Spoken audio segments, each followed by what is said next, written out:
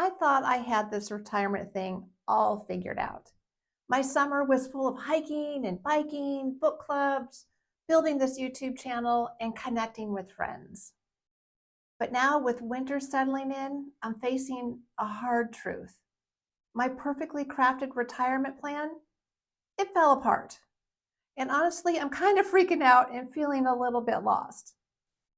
What do you do when the plan doesn't pan out? Stick with me as I share my journey and maybe help you find some inspiration too. Today, I'll share how my carefully laid out plans completely crumbled, the emotions that followed, and how I'm working through it all. Let's dive in. Reality hits hard. I knew winter would be tricky. I'm not the type to embrace freezing temperatures on a hike or bike ride, so I'd planned ahead, volunteering and taking free classes at my local community college in their seniors program. Sounds perfect, right? No.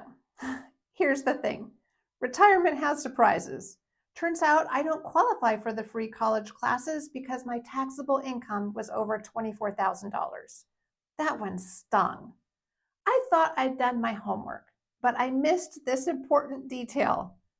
And I was really looking forward to those classes, but I wasn't willing to pay out thousands of dollars to do it. I even called the college, hoping there might be a way to appeal. No luck. Then the volunteering plan? Total bust. I spent the summer and fall leaving messages, filling out forms, and chasing opportunities. Not a single callback. I had envisioned spending my mornings helping others and my afternoons sipping tea, feeling like I'd made a difference. Instead, I was left with unanswered emails and no direction. This wasn't just disappointing, it was humbling. For someone who had always prided herself on being proactive and prepared, it felt like I hit a wall. That's when I encountered the emotional roller coaster. I'll be honest, the panic hit hard. I'm someone who thrives on being busy and purposeful. Suddenly, I was staring down a long, cold winter with nothing on the horizon. And I felt a funk begin to settle in, and I didn't like it.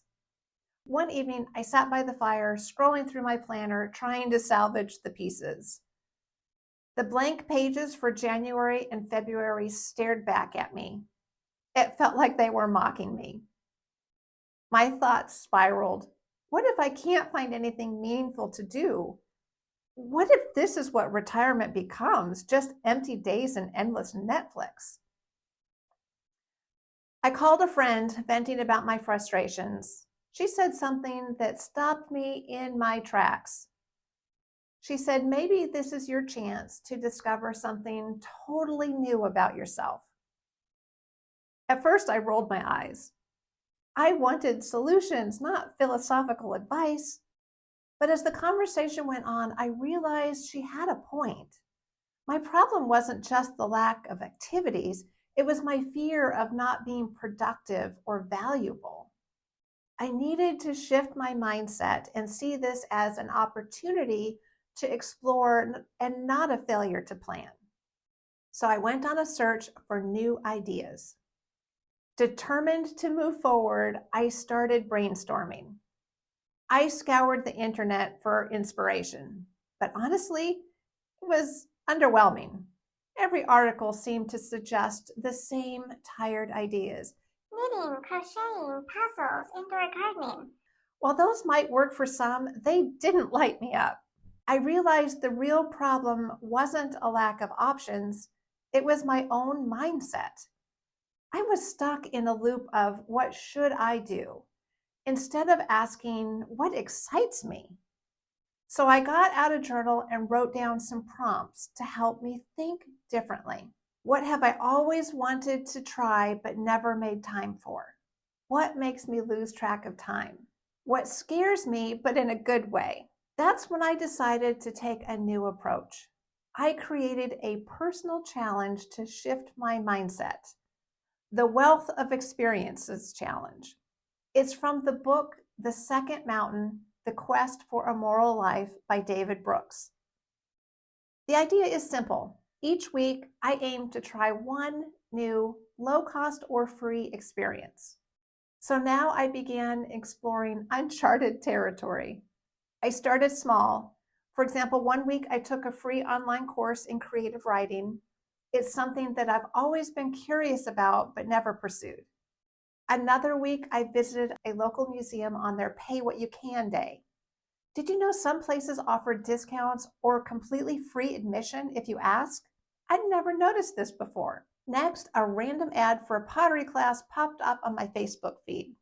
I've never worked with clay in my life, but I thought, why not? I signed up for a beginner's class at the local community rec center.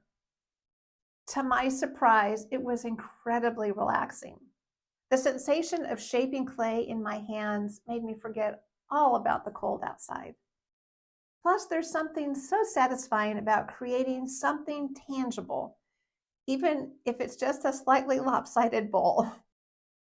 These small adventures have been a game changer. Not only do they break up the monotony, but they also remind me how much joy can be found in simple, accessible experiences. After that, I decided to, once again, see if I could perfect gluten-free bread baking. And by perfect, I mean make something even remotely edible. The first loaf, complete disaster. It crumbled as soon as I cut into it.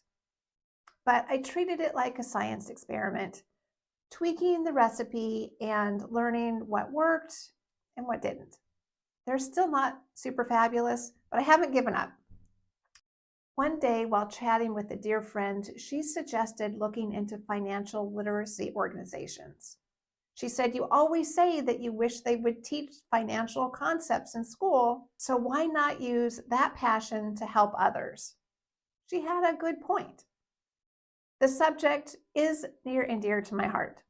So I did a little keyboard sleuthing and found a nonprofit in my area that focuses on teaching people about personal finance, economics, and smart money habits. At first, I wasn't sure how I could contribute since my career field wasn't in the financial industry.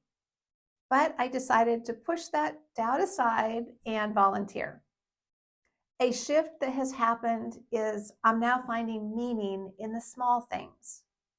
One of the biggest lessons I'm learning is that fulfillment doesn't always come from the big, shiny plans. Sometimes it's about the little things. I started reading memoirs, something I'd never really explored before. There's something incredibly inspiring about hearing how others have overcome challenges. And I've also started writing, not a novel or anything grand, but just little reflections about my days. It's been really therapeutic to put my thoughts on paper. And who knows, maybe one day I'll turn it into something I share with others. And now I'm building a new winter rhythm.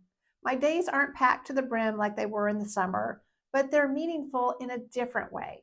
I'm spending time trying new things, revisiting old interests, and giving back. Each week, my wealth of experiences challenge gives me something to look forward to.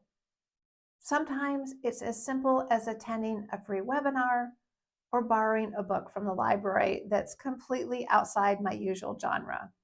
I've learned to embrace the quiet moments too.